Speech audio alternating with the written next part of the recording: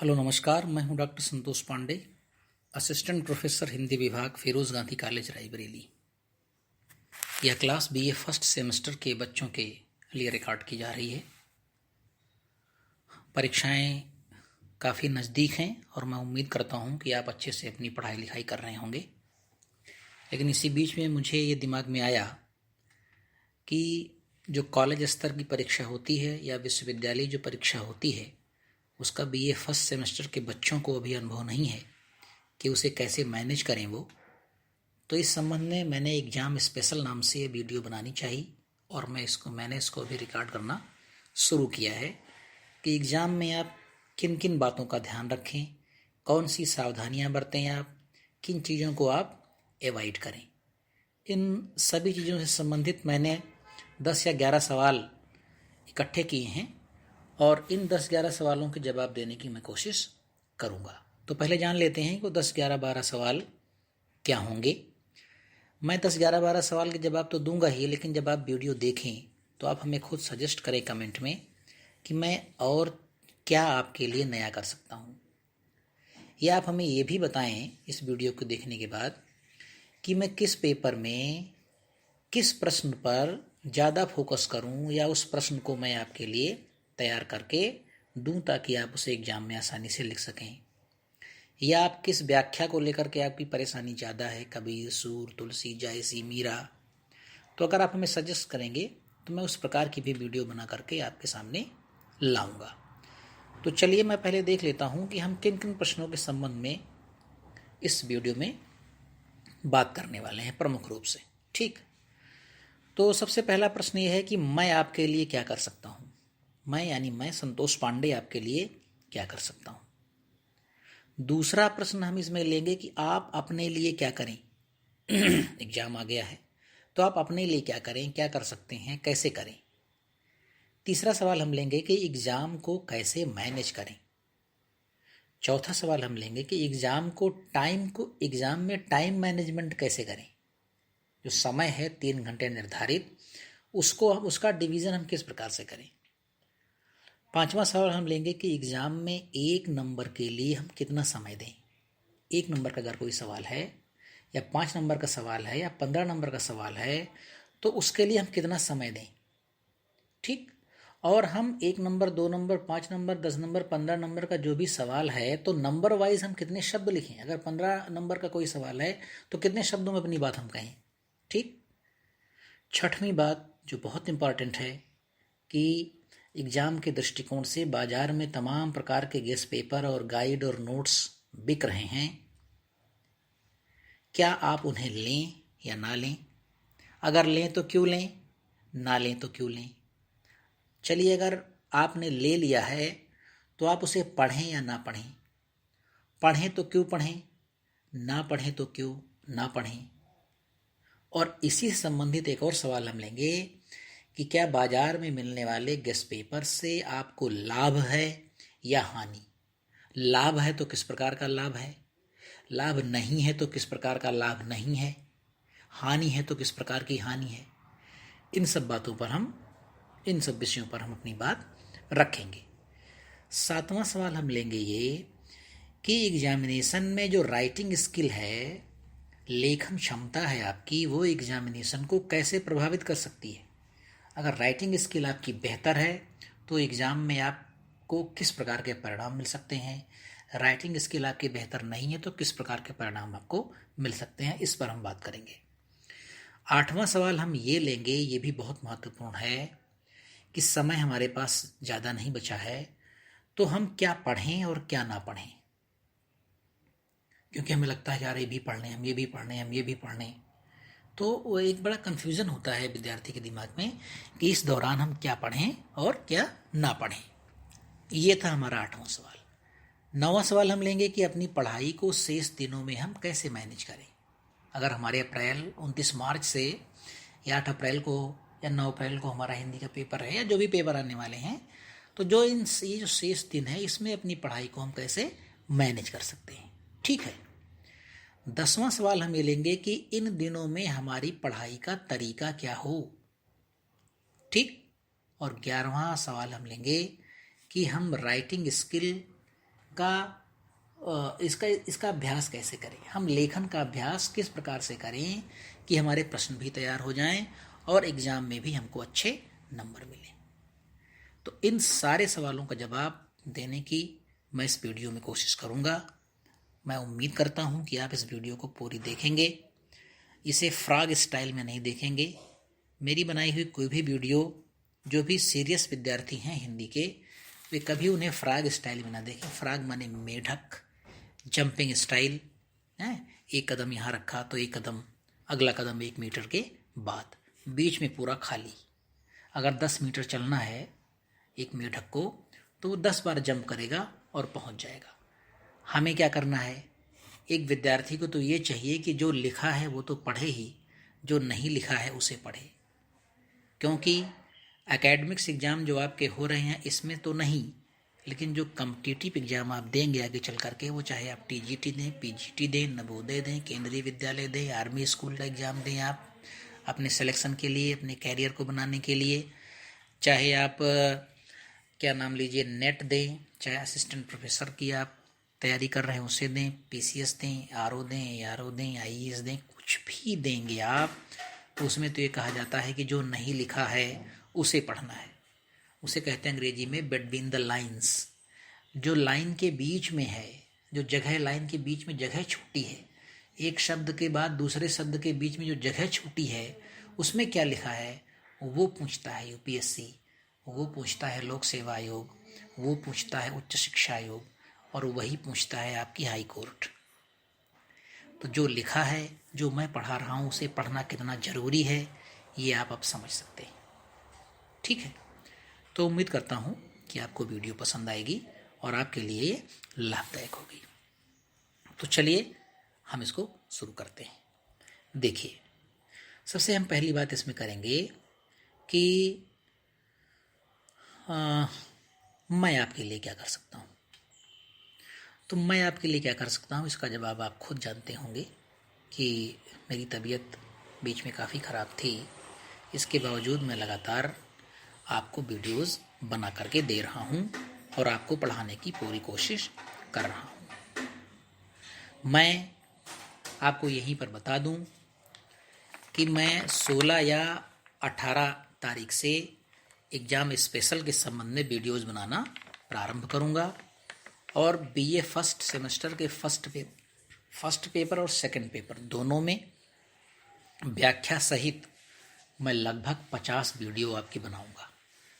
20 video बनाऊंगा मैं BA first paper के लिए और लगभग 25 वीडियो या 30 वीडियो बनाऊंगा सेकंड पेपर के लिए, क्योंकि सेकंड पेपर में आपके क्वेश्चंस भी आएंगे और व्याख्या भी आएगी। तो व्याख्या के लिए हमें 7, 8, 10 वीडियोज़ चाहिए जो 20 मिनट, 25 मिनट और 30 मिनट की हो सकती हैं। तो मैं अपने वादे पर, ईश्वर की कृपा रही तो खरा उतरने की कोशिश करूँगा। मैं पूरा प्रयास करूँगा कि मेरे विद्यार्थियों को कभी इस बात की निराशा हाथ न लगे कि मुझे वो मैटर अगर मिल गया होता तो मैं उसे ज़्यादा अच्छे से लिख लेता, पढ़ लेता और एग्ज़ाम में अच्छे से मैनेज कर लेता और मेरे अच्छे अंक आ जाते। इसलिए मैं क्या कर सकता हूँ ये मैंने आपको बता दिया। मैं पूरी कोशिश करूँगा कि वो वीडियोस आपको टाइम टू टाइम मिलते रहें, पर डे, किसी दिन 2, किसी दिन 3, और ये भी प्रयास करूँगा कि आपका जो पेपर है वो 8 या 9 तारीख में है अप्रैल में, तो 8-9 अप्रैल के कम से कम 2 या 3 दिन पहले आपको सारी वीडियोस धीरे धीरे मिल जाएंगी, ताकि जो आपकी अंतिम वीडियो हो उसको पढ़ने के लिए आपके पास कम से कम 48 घंटे का समय हो। तो मैं आपके लिए ये करूँगा।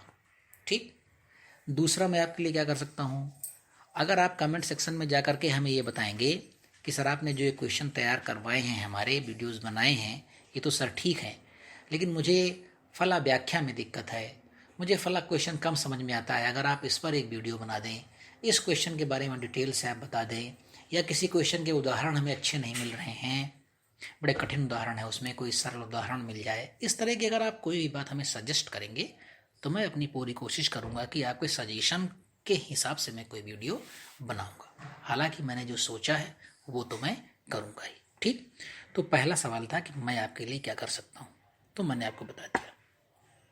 ठीक, आप अपने लिए क्या करें, इसकी चर्चा हम आगे आपसे करेंगे। ठीक, क्या है, चलिए थोड़ी थोड़ी अभी बात कर लेते हैं। आप क्या करें, हिंदी साहित्य की मैं विशेष करके बात कर रहा हूँ। देखिए, आप बीए फर्स्ट सेमेस्टर में हैं, आपके पास 3 पेपर होंगे, 2 मेजर होंगे, 1 माइनर होगा। ठीक, हिंदी को अगर आपने माइनर विषय के रूप में चूज किया है तो हिंदी साहित्य का इतिहास के विषय में जो मैं एग्जामिनेशन के पॉइंट ऑफ व्यू से वीडियोस बनाऊंगा उन्हें आप केवल देखें, पढ़ें, लिखें, याद करें। कैसे पढ़ें, कैसे लिखें, कैसे याद करें, इसकी डिटेल में मैं बात आगे करूँगा। ठीक, अगर आपने हिंदी विषय को मेजर सब्जेक्ट के रूप में चूज किया है तो आपको दोनों पढ़ना है, यानी लगभग 50 वीडियोस मेरी आपको देखनी है, सुननी है और पढ़नी है। ठीक, तो इसके बारे में अभी आगे और आपसे बात करूँगा। ठीक है, चलिए। दूसरा आप क्या करें अपने लिए, सबसे बड़ी बात है कि आपका जो पाठ्यक्रम है वो आपको तैयार होना चाहिए। इसके लिए मैं प्रयास करूँगा कि आपका पाठ्यक्रम मैं तैयार करवा दूँ। आपकी लेखन क्षमता अच्छी होनी चाहिए, एग्जामिनेशन में टाइम मैनेजमेंट आपका बेहतर होना चाहिए। ठीक, तो चलिए हम सबसे पहली बात करेंगे। तो सबसे पहले हम चर्चा करते हैं आपकी राइटिंग स्किल पर, लेखन क्षमता की, क्योंकि आपको बहुत आता है लेकिन अच्छा आप लिख नहीं पाते हैं, टाइम का मैनेजमेंट नहीं कर पाते हैं, क्वेश्चन आपके छूट जाते हैं, तो ये कैसी होनी चाहिए। ऑफलाइन क्लासेज में बार बार कहता रहता था कि लेखन क्षमता अपनी बढ़ाइए, आपकी स्पीड मिनिमम 20 शब्द प्रति मिनट होनी चाहिए। अगर इससे कम स्पीड है तो जाहिर सी बात है कि पेपर आप बेहतर ढंग से नहीं कर पाएंगे। 20 शब्द प्रति मिनट होनी चाहिए, लेकिन इसमें एक दिक्कत है कि लगातार 2.5 या 3 घंटे ये स्पीड मेंटेन नहीं हो सकती। आप 10 मिनट तो लिख लेंगे, 15 मिनट, 20 शब्द प्रति मिनट, लेकिन उसके बाद आपकी शिथिलता बढ़ती जाएगी अगर आपकी बहुत बेहतरीन प्रैक्टिस लिखने की नहीं होगी तो। इसलिए लेखन की स्पीड आपकी 20 शब्द प्रति मिनट अगर मेंटेन होगी तो वो गिर के 17-18 पर आकर के रुकेगी। अगर आपकी 22-23-24 होगी तो आकर के गिरेगी 20 पर। तो एक बेहतर विद्यार्थी की स्पीड जो है, अगर आप बीए फर्स्ट सेमेस्टर में हैं तो 24 शब्द प्रति मिनट होनी चाहिए। और ऐसा नहीं कि आप ऐसा ले लीजिए जैसे डॉक्टर्स लिखते हैं कि उसे सिर्फ मेडिकल स्टोर वाला ही पढ़ पाए। स्पीड तो 24 नहीं, आप 40 कर देंगे फिर तो नहीं, ऐसा नहीं चलेगा। 24 की स्पीड हो और राइटिंग सुंदर हो, एग्जामिनर जब आपकी कॉपी देखे तो उसका मन प्रसन्न हो जाए। ठीक, तो लेखन क्षमता हम मानते हैं कि 20 शब्द भी अगर आप बना लेते हैं तो अच्छी बात है। आप क्या करें, एक दिन लिख करके देखें, आप 10 मिनट लगातार लिखें। ठीक, और 10 मिनट में आप देखें कितने शब्द लिख पा रहे हैं, तब आपको मालूम चल जाएगा कि आप 18 शब्द लिख रहे हैं, 19 शब्द लिख रहे हैं, या 20 शब्द लिख रहे हैं, या 24 शब्द 1 मिनट में लिख रहे हैं। ठीक, तो मैं मान के चलता हूँ कि 2.5 या 3 घंटे आपको लगातार पेपर देना है, लिखना है, तो ये औसत स्पीड 17-18 शब्द से ज़्यादा नहीं हो सकती। मैं सामान्य विद्यार्थियों की बात कर रहा हूँ, मेरे कुछ विद्यार्थी ऐसे भी हैं जिनकी स्पीड इससे ज़्यादा है। ठीक, चलिए, अगर हम ये मान लें कि 17 शब्द प्रति मिनट के हिसाब से अगर हम इसे मैनेज करें और देखें, तो पहले तो हम ये समझ लें कि जो 3 घंटे का पेपर है इसमें आपको कितने घंटे लिखने को मिलेगा और कितने घंटे लिखने के अलावा आपके समय बर्बाद होंगे, ये भी जान लीजिए आप। चलिए, 3 घंटे में मैं आपको बता रहा हूँ कि आप अगर बहुत अच्छे से मैनेज करेंगे तो आपको लिखने के लिए सिर्फ और सिर्फ मिलेंगे 2 घंटे 40 मिनट। आपका 20 मिनट खराब जाएगा। अब आप पूछेंगे खराब कहाँ जाएगा, तो चलिए जान लेते हैं खराब कहाँ जाएगा। हम मानते हैं कि 3 घंटे के पेपर में गर्मी का मौसम होगा तो एक बार आप पानी पी सकते हैं। आपको 2 बार सिग्नेचर करना होता है, एक बार आपकी अटेंडेंस होती है, एक बार आपका वेरिफिकेशन होता है, एक बार फ्लाइंग स्क्वाड आता है, उड़न दस्ता, जो आपको चेक करता है कि कहीं आपके पास कोई नकल करने वाली सामग्री तो नहीं है।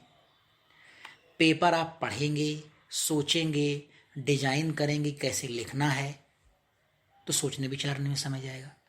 तो इस तरह से पानी पीना 1 हो गया, सिग्नेचर करना 2 हो गया, अटेंडेंस 3 हो गई, वेरिफिकेशन 4 हो गया, फ्लाइंग स्क्वाड 5 हो गया, पेपर पढ़ने, सोचने, विचारने, डिजाइन करने 6। ये 6 चीज़ें पूरे 3 घंटे के दौरान आपका 20 मिनट खा जाएंगी। अब आपको कंटिन्यूअस लिखने के लिए 2 घंटे 40 मिनट मिलेंगे।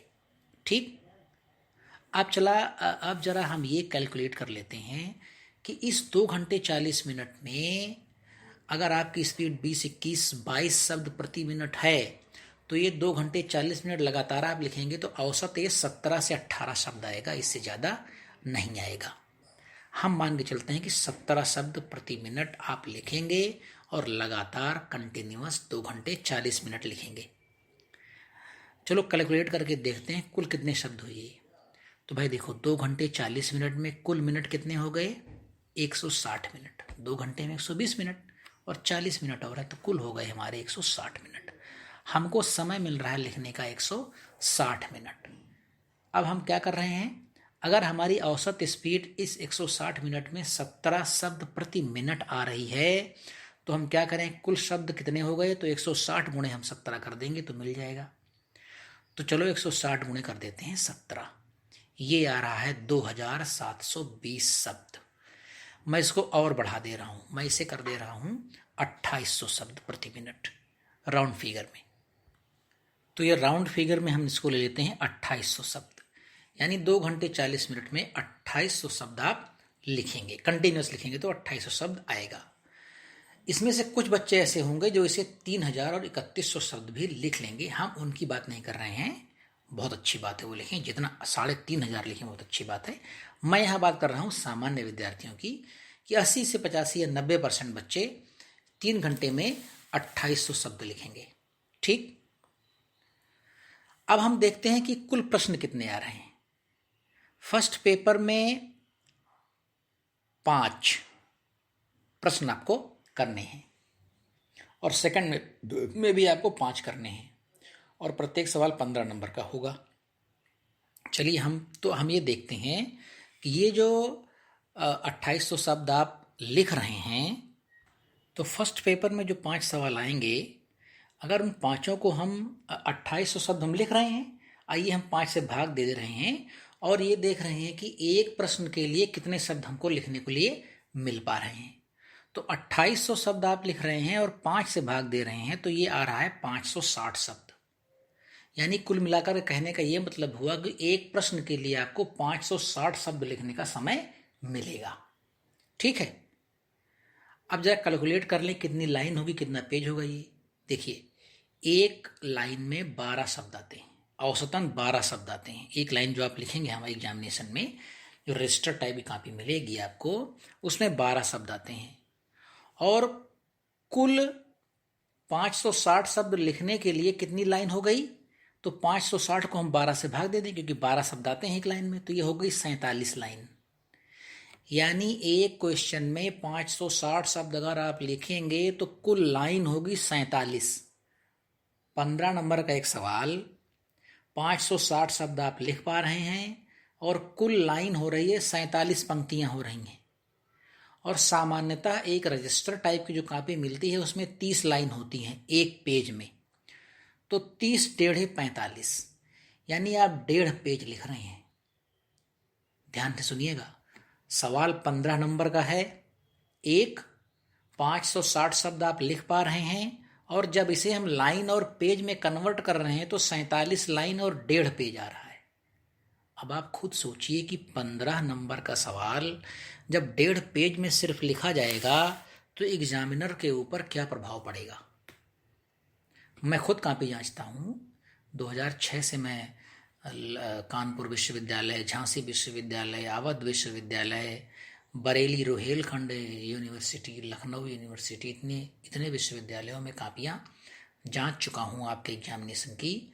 मैं अपना आपको अनुभव बता रहा हूँ कि पेपर में अगर कोई 15 नंबर का सवाल है और किसी बच्चे ने 1.5 पेज लिखा है केवल, तो हमारी निगाह में वो एक अच्छा बच्चा नहीं होता है। तुरंत हमारी कलम उसे कम नंबर देने के लिए मजबूर हो जाती है। क्या करें, अंतरात्मा गवाही नहीं देती है कि ज़्यादा नंबर दे दें, क्योंकि उसी 15 नंबर के सवाल को कई बच्चे ऐसे मिलते हैं दिन भर में मान लीजिए हमको 100 कॉपी जांचने को मिली तो 100 कॉपियों में लगभग 20 या 25 बच्चे ऐसे मिलेंगे जिन्होंने उसे 2, सवा 2, 2.5 पेज में लिखा होगा। अब अनुमान करिए कि उनकी कितनी बेहतर स्पीड होगी। तो ऐसे ही बच्चे टॉप करते हैं। 1.5 पेज में आप लिखेंगे तो नंबर आपको कम मिलेंगे, इसमें कोई दो राय नहीं है। ठीक। लेकिन हम कर भी कह सकते हैं, अगर आपने अपनी स्पीड मेंटेन पहले से की होती, जब आप हाई स्कूल में थे, जब इंटर में थे और किसी अध्यापक ने आपको ये चीज़ बता दी होती कि बेटा अपनी स्पीड मेंटेन करो, आगे चल करके समस्या खड़ी करेगी, तो शायद आप कर लेते। और बहुत से बच्चों ने की होगी, उनके घर में पढ़ने वाले लोग होंगे, हो सकता है उनका बड़ा भाई हो सकता है उनके पिताजी हो सकता है उनकी बहन हो, या कोई किसी टीचर ने बताया हो। तो ऐसे लोगों ने तो अपनी मेंटेन कर ली होगी स्पीड, जो 24 शब्द या 25 शब्द प्रति मिनट लिख पा रहे हैं। लेकिन 17-18 शब्द अगर आप लिखेंगे तो यही कंडीशन होगी कि 15 अंक के सवाल को आप 1.5 पेज से ज़्यादा में नहीं लिख पाएंगे। ठीक। तो चलिए अब हम 1.5 पेज ही मानते हैं, अब क्या करें, हमारे सामने मजबूरी है। अभी हमारे पास जो समय है एग्जामिनेशन के लिए, उसमें अगर हम कुछ प्रयास करेंगे तो स्पीड हमारी बढ़ सकती है, लेकिन वो बेहतरी नहीं आएगी जो बेहतरी एग्जामिनेशन के लिए होनी चाहिए।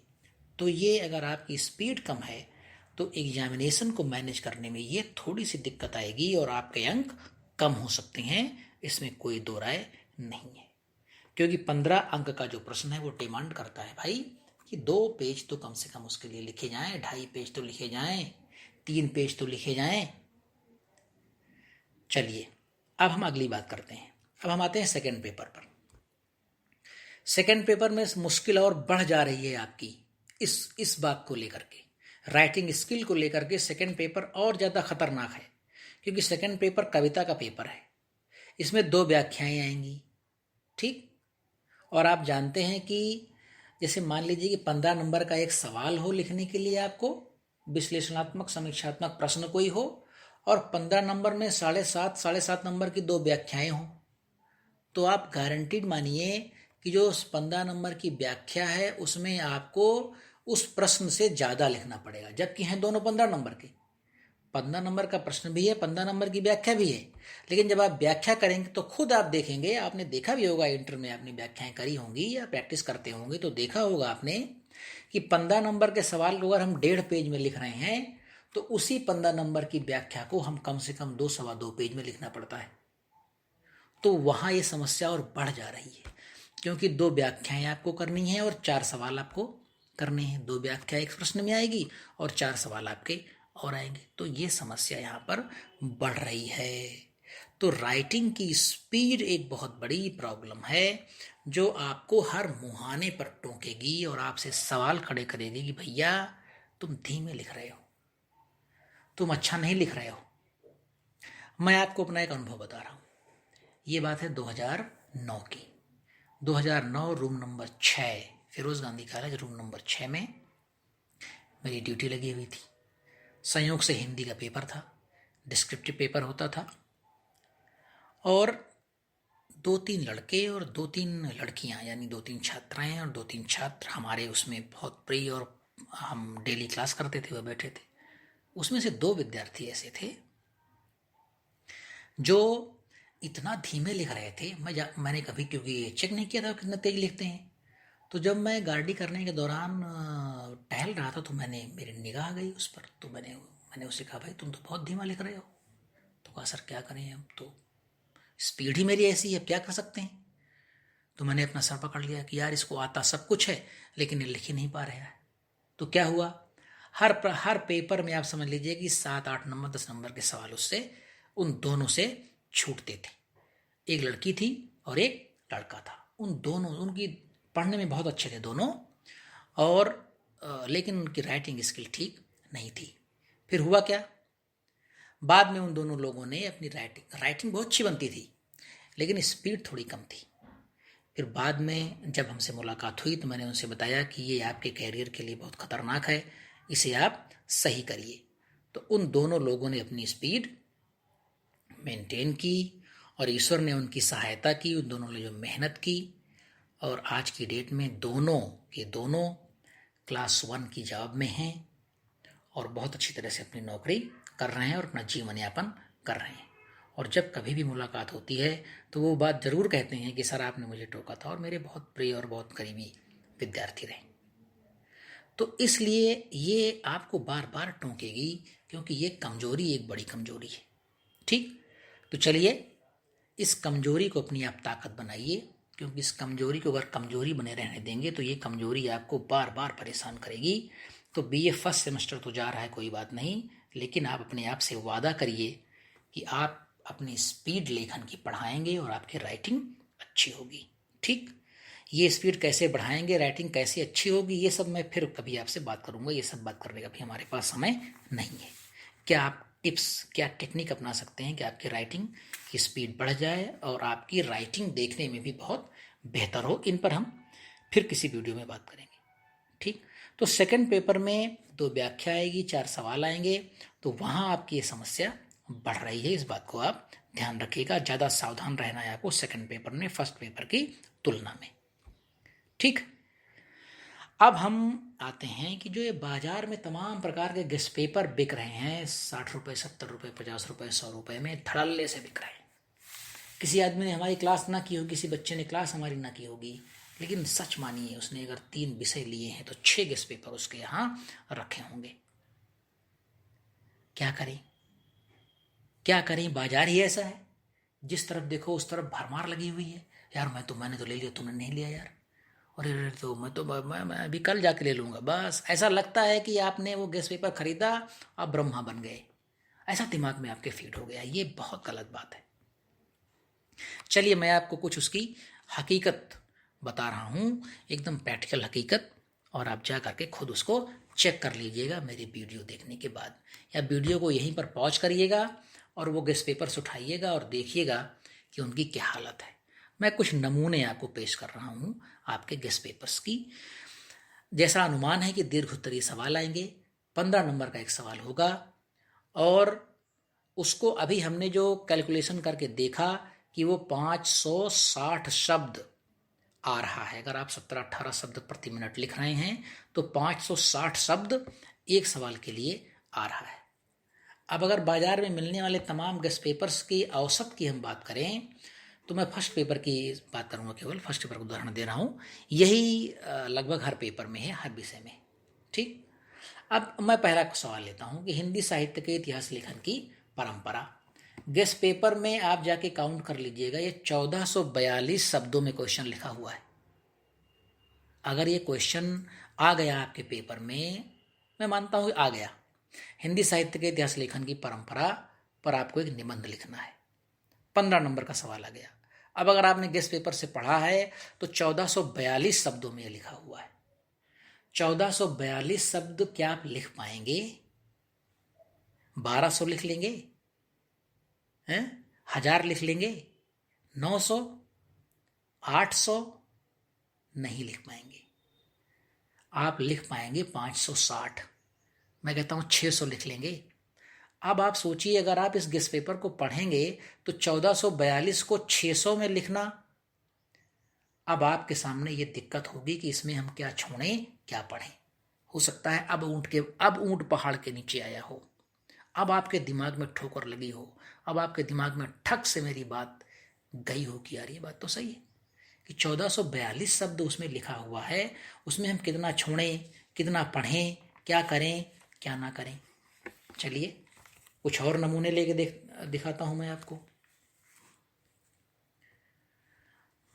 आपके गेस्ट पेपर्स में आदिकाल पर एक सवाल है, और वो सवाल है 1820 शब्द का। अगर मान लीजिए कि आदिकाल के नामकरण की बात आ गई, आदिकाल की प्रवृत्तियों की बात आ गई, आदिकाल पर इस तरह का सवाल आ गया, तो 1820 शब्द आप पढ़ेंगे तो क्या छोड़ेंगे क्या लिखेंगे, आप कंफ्यूज हो जाएंगे। लिखना आपको 600 शब्द है।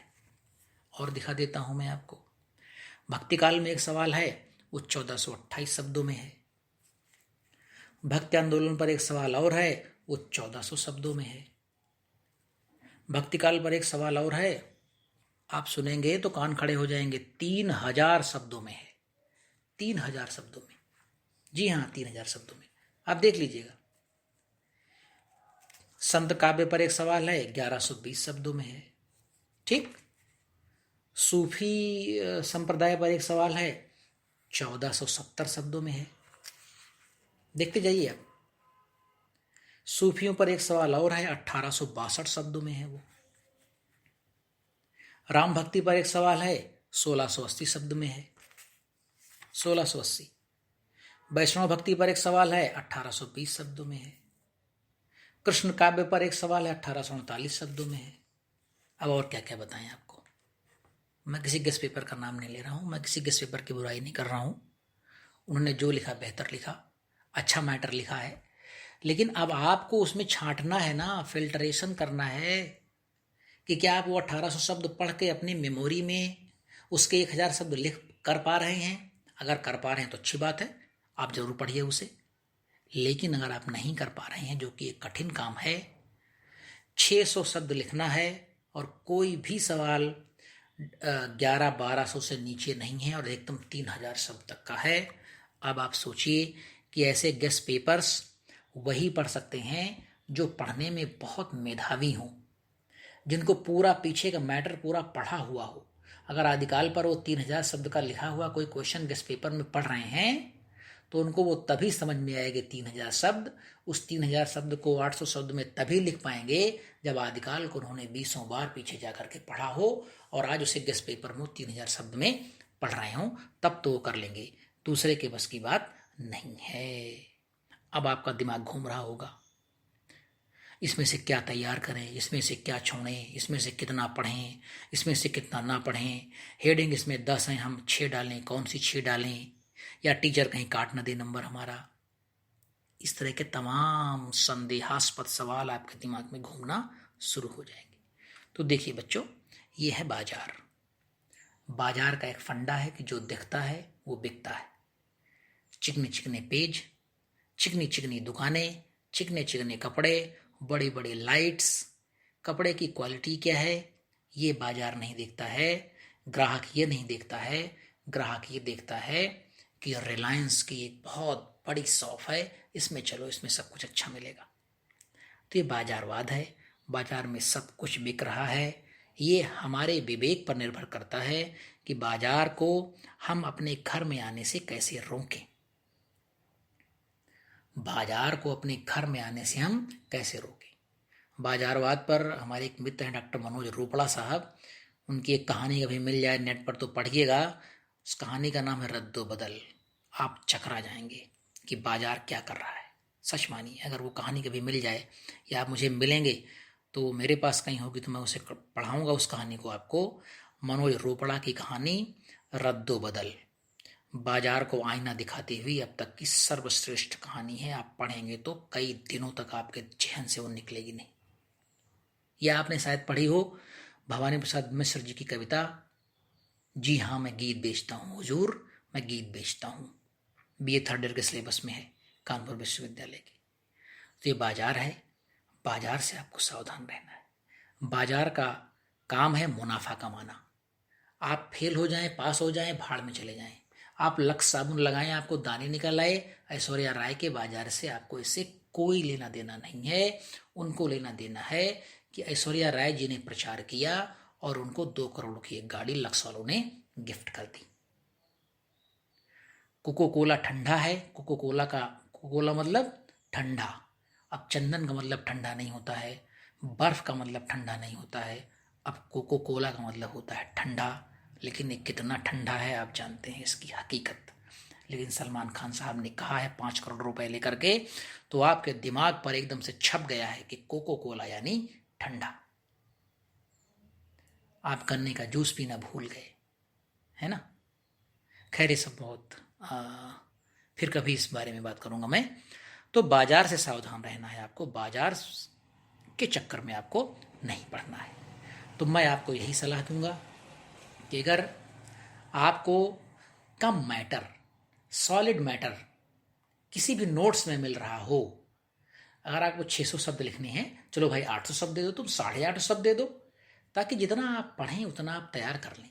आपको उसको पढ़ने के बाद भी अगर आपको अपने आप को प्रिपेयर करना पड़े कि इसमें यार काटना छाटना है, तो फिर वो किस काम का। वो काट छाट तो अपनी गाइड में भी आप पहले से कर लेते। तो आपको एकदम प्रिपेयर्ड कटा छटा चीज इसमें मिलना चाहिए। इसको आप पढ़ें और हूबहू जा करके वहां पर उतार दें और लिख दें और आपका काम हो जाए। ठीक। तो बाजार को आपके फेल और पास से मतलब नहीं है। बाजार को अपना प्रोडक्ट बेचना है, इसलिए वो बेच रहा है। सावधान आपको रहना है, विवेक का इस्तेमाल आपको करना है। ठीक, तो हम लोगों ने जो कैलकुलेशन किया अभी, उसके हिसाब से 2 घंटे 40 मिनट में 2800 शब्द आपको लिखना है और 75 नंबर का ये पेपर होगा। पेपर 75 नंबर का है। समय देखिए, समय तो 3 घंटे है, लेकिन मैं 2 घंटे 40 मिनट ले रहा हूँ, जिसमें आपको लिखना है। 20 मिनट तो आपको तमाम काम मिल जाएंगे करने के लिए। तो समय है 2 घंटे 40 मिनट, अंक है 75। अब जरा एक कैलकुलेशन आई, हम ये भी करके देख लें कि एक नंबर के लिए आपको कितने शब्द लिखने पड़ रहे हैं। एक नंबर के लिए कितने शब्द लिखने पड़ रहे हैं, तो देखिए 75 नंबर का सवाल है, 2800 शब्द हम लिख पा रहे हैं, तो हम क्या करें, 2800 को 75 से भाग दे दें। कितना आया, 37 शब्द आया।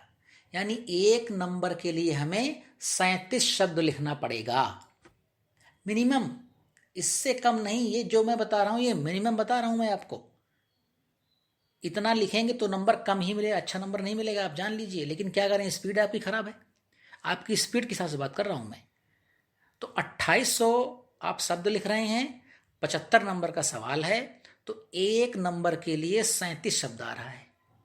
अब अगर आपका सवाल 15 नंबर का है, अगर आपका सवाल 15 नंबर का है तो 555 शब्द आएंगे, लिखने पड़ेंगे आपको।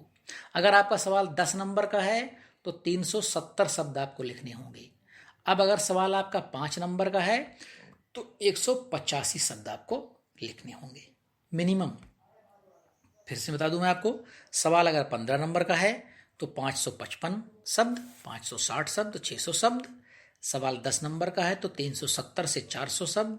सवाल 5 नंबर का है तो 185 से 200 शब्द आपको लिखना होगा मिनिमम। इससे कम में काम आपका नहीं चलने वाला है।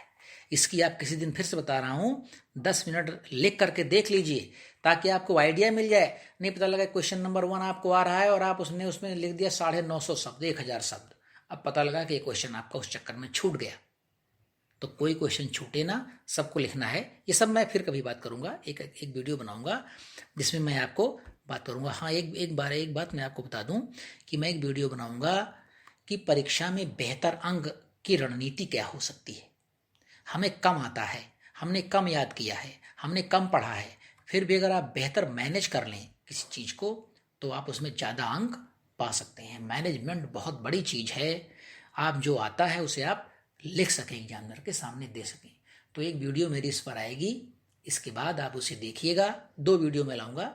एक वीडियो का नाम होगा कि बेहतर मैनेजमेंट करके परीक्षा में बेस्ट प्रदर्शन, सर्वश्रेष्ठ प्रदर्शन, उत्तम प्रदर्शन की रणनीति हमारी क्या हो सकती है। उसमें करीब 20 पॉइंट पर हम बात करेंगे कि ऐसा ऐसा करेंगे तो आपको कम से कम 10 से 15% नंबर ज़्यादा मिलेंगे। एकदम मेरा दावा है इस बात का।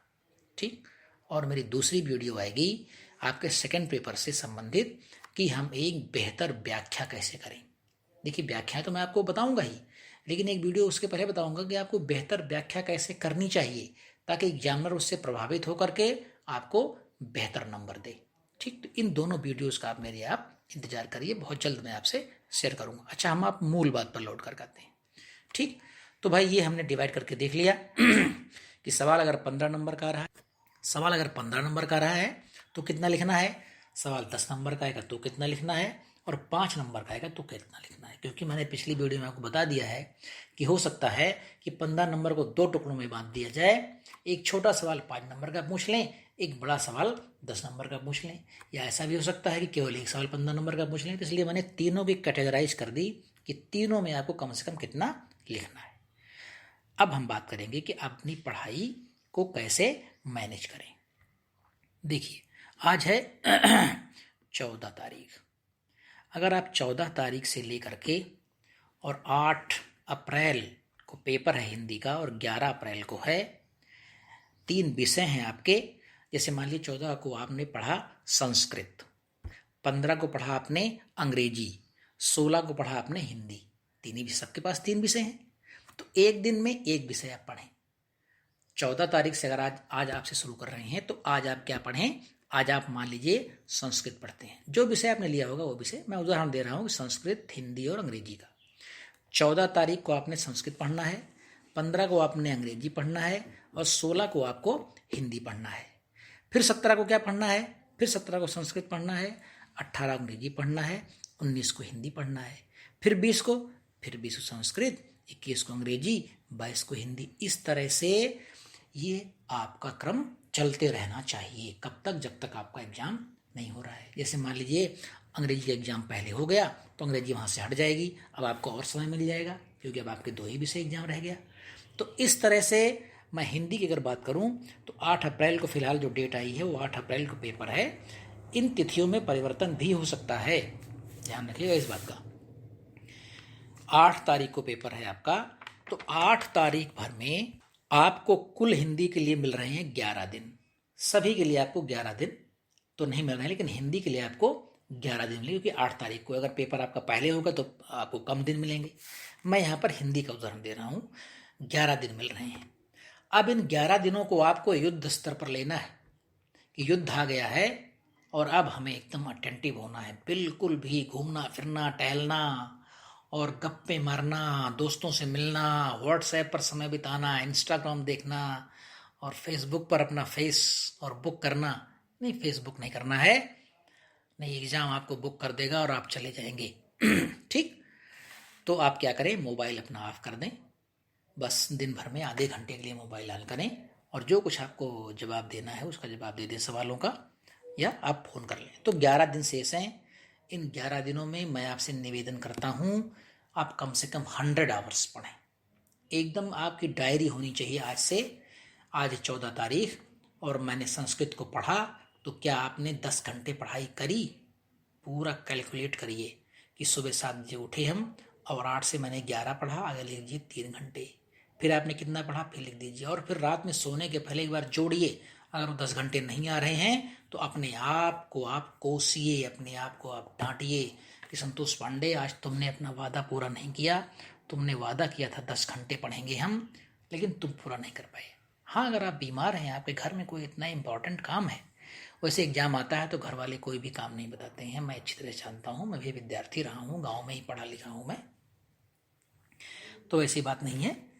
आपके पेरेंट्स आपको काम के लिए बातें नहीं करेंगे। इमरजेंसी, हाँ इतना काम आप कर ले कि आपका मनोरंजन हो जाए, पढ़ाई से जरा सा उबे, कोई काम कर लिया, थोड़ा मनोरंजन हो गया, आधे घंटे टहल लिया, आधे घंटे क्रिकेट खेल लिए, फिर चले आए। तो 10 घंटे आपको डेली पढ़ना है, कम से कम 100 आवर्स आपको पढ़ना है। ठीक, अब आप मान के चलिए कि 50 प्रश्न दोनों पेपर में व्याख्या सहित मैं आपको दूंगा। ठीक, एक प्रश्न के लिए 2 घंटे आपको मिल रहे हैं। अगर आप 100 घंटे पढ़ते हैं और मैं आपको 50 प्रश्न दूंगा तो एक प्रश्न के लिए आपको 2 घंटे मिल रहे हैं। ठीक, और एक प्रश्न हमारा जो होगा वो 20 मिनट के आसपास का होना चाहिए, 20 मिनट से कम भी हो सकता है। अब 2 घंटे में कुल होते हैं 120 मिनट। ठीक, 20 मिनट का अगर हमारा सवाल है तो क्या करें, आप उसे 5 बार सुने, यानी 100 मिनट आप सुने, 20 पंचे 100, अभी बचा है 20 मिनट। उस 20 मिनट में उसे आप लिखें। जैसे मान लीजिए कि आज मैंने आपको हिंदी साहित्य इतिहास लेखन परंपरा का एक सवाल दिया और वो सवाल मैं बिल्कुल वैसा ही बनाऊंगा जैसा आपको जितना एग्जाम में लिखना है, बस उतना ही, उससे ज़्यादा नहीं, ताकि आपको काट छांट की आवश्यकता ना पड़े। सधे हुए उदाहरण, सधे हुए कथन, हर चीज़ सधी हुई और बैलेंस्ड। तो 5 बार आप सुने और 1 बार आप लिखें। जब पूरा 5 बार जब आप सुन लें तो 1 बार उसको लिखने की प्रैक्टिस करें और हर तीसरे दिन आप यही काम करते हुए चले जाएं। बस इतना ही आप अपने लिए करें, परीक्षा का मैनेजमेंट बहुत आसानी से आपका हो जाएगा। ठीक, और मैं फिर से बता रहा हूँ कि परीक्षा को बेहतर ढंग से मैनेज करने के लिए उस पर मैं एक वीडियो बनाऊंगा और व्याख्या आप कैसे अच्छी लिखें उस पर भी मैं एक वीडियो बनाऊंगा। और एक निवेदन और मैं करना चाहता हूँ कि आप मेरे इस वीडियो को, मेरे इस चैनल को आप सभी उन सभी विद्यार्थियों तक पहुँचाइए ताकि सभी को मेरी इस बनाई हुई वीडियो से लाभ हो। फिरोज़ गांधी कॉलेज की जो भी सूचनाएं होंगी वो सारी मैं प्रयास करता हूँ इस पर अपलोड हो, वो चाहे साइंस की हो, चाहे कॉमर्स की हो, डिग्री की हो, मार्कशीट की हो, स्कॉलरशिप की हो, जो भी बातें होंगी मैं इस पर अपलोड करूँगा। तो आप अपने अन्य सहपाठियों को भी इस बात के लिए प्रेरित करें कि वो हम लोगों से जुड़ें। ठीक, तो व्याख्या की एक वीडियो और परीक्षा में बेस्ट प्रदर्शन करने की एक वीडियो, इस पर मैं वीडियो आपको बनाऊंगा और बहुत जल्दी आपके बीच वो आएगी। ठीक, अब जो मैं वीडियो बनाऊंगा उसे आप क्या करें, उसे आप केवल सुनें। देखिए होता क्या है, मैं आपको एक उदाहरण बता रहा हूँ कि आप मान लीजिए साइकिल या मोटरसाइकिल से कहीं जा रहे हैं और एक गाना बजा। ठीक, कौन सा गाना? झलक दिखला जा। अब होता क्या है, सिर्फ एक बार बजा और आप निकल गए, लेकिन आपको याद हो गया। क्यों? क्योंकि आपने उसमें अपना इंटरेस्ट दिखाया, आपको मजा आई, उसमें रस मिला आपको। जब तक आपको रसास्वादन नहीं होगा तब तक आपका दिमाग उसे रीड नहीं करेगा। रसास्वादन होते ही आपका दिमाग रीड करने लगता है। इसीलिए आप रसगुल्ला खाते कहते हैं वाह मजा आ गई। अच्छा भोजन करते हैं तो आप डकार लेते हैं और कहते हैं मजा आ गई। क्यों? क्योंकि आपको रसास्वादन मिलता है, दिमाग उसे रीड करता है और दिमाग उसे फिर रिप्लाई देता है। बस आप यही करें, आप रस पैदा करें कि नहीं यार मुझे सुनना है, मुझे ये फला क्वेश्चन तैयार करना है, तो मैं जो वीडियो बनाऊं, आपको ऑडियो बनाऊं, उसे आप ध्यान से सुने। जब मौका मिल जाए, आप रेस्ट कर रहे हैं, कुछ कर रहे हैं, कोई काम भी कर रहे हैं, कान में लगा लिया आपने, अगर मोबाइल आपके पास है तो सुन रहे, नहीं तो ऑन करके रख दीजिए, काम करते रहिए, वो चलता रहेगा, कुछ तो आपके कान में जाएगा। हम कहते हैं मैं 100 बात कर रहा हूँ, 20 ही बात गई आपके कान में, गई तो। क्यों? क्योंकि करत करत अभ्यास के जड़मति होत सुजान, रसरी आवत जाते सिल पर होत निशान। एक रस्सी जो कितनी कोमल होती है वो पत्थर पर भी निशान बना देती है। पानी कितना कोमल होता है, लेकिन पत्थरों पर जब वो चलता है, पत्थरों पर जब वो गुजरता है तो अपने जाने के निशान छोड़ जाता है। पत्थरों के उन सीनों पर वो सिग्नेचर करके चला जाता है और बताता है, पत्थरों अपनी पीढ़ियों को बताना कि मैं तुम्हारे ऊपर से गुजर के गया हूं। तो कोमलता देखने में बड़ी कोमल हो सकती है, लेकिन वो बहुत कठोर होती है। अभ्यास बहुत जरूरी है, अभ्यास करते रहिए। तो मैं आपसे वादा करता हूं कि मैं 16 तारीख से 18 तारीख से वीडियो डालना प्रारंभ करूंगा। मैं दोनों फर्स्ट और सेकंड पेपर को आपको पढ़ाने की पूरी कोशिश करूंगा और आप पूरा मन लगा के पढ़िए। हमें कमेंट सेक्शन में आप जरूर बताइए कि मेरे सुझाव आपको कैसे लगे, या आप किस अन्य प्रकार के कोई सुझाव अगर आप मांगना चाहते हो तो भी हमें आप बताएं। हमारे कुछ श्रोताओं ने हमको मैसेज किया कमेंट सेक्शन में कि सर ये मेजर और माइनर को लेकर के बड़ा कन्फ्यूजन है। मैंने तुरंत उस पर काम करना शुरू किया। मैंने अपने कम से कम 10 मित्रों को फ़ोन करके इसके बारे में जानकारी जुटाई और एक वीडियो बनाया, और कई लोगों ने उसे सराहना दी कि सर ये बहुत अच्छा वीडियो हुआ, और कई बार उसे कई व्यूज उसे मिले और लोगों ने उसको देखा। तो अगर आप कमेंट सेक्शन में जाके हमसे आप बताएंगे कि सर जो आप क्वेश्चन बना रहे हैं वो तो ठीक ही है, आप इस विषय पर भी कुछ अपनी बात रखिए, ये विषय समझ में नहीं आता है हमको, हमें जानना जरूरी है इस बारे में परीक्षा के दृष्टिकोण से। अभी हम सिर्फ परीक्षा के दृष्टिकोण की बात कर रहे हैं और कोई बात मत करिएगा, अभी सिर्फ परीक्षा और परीक्षा। तो मैं उस पर वीडियो बनाऊंगा, बहुत जल्द बनाऊंगा। तो मेरी 2 वीडियो का इंतजार करिए आप कि बेहतर मैनेजमेंट करके आने वाली परीक्षाओं में आप सर्वश्रेष्ठ अंक कैसे प्राप्त कर सकते हैं, एक ये वीडियो, और अच्छी व्याख्या आप कैसे कर सकते हैं ताकि एग्जामिनर के ऊपर वो प्रभावी हो और आपको बेहतर नंबर दे। इन दोनों का इंतजार कीजिए। बहुत जल्द आपको इन वीडियोस में मैं आपसे मुलाकात करूंगा, आपसे बातचीत करूंगा। इतनी देर मेरे साथ बने रहे आप और इतनी देर आपने इसे सुना, इसके लिए आपका बहुत बहुत धन्यवाद। नमस्कार।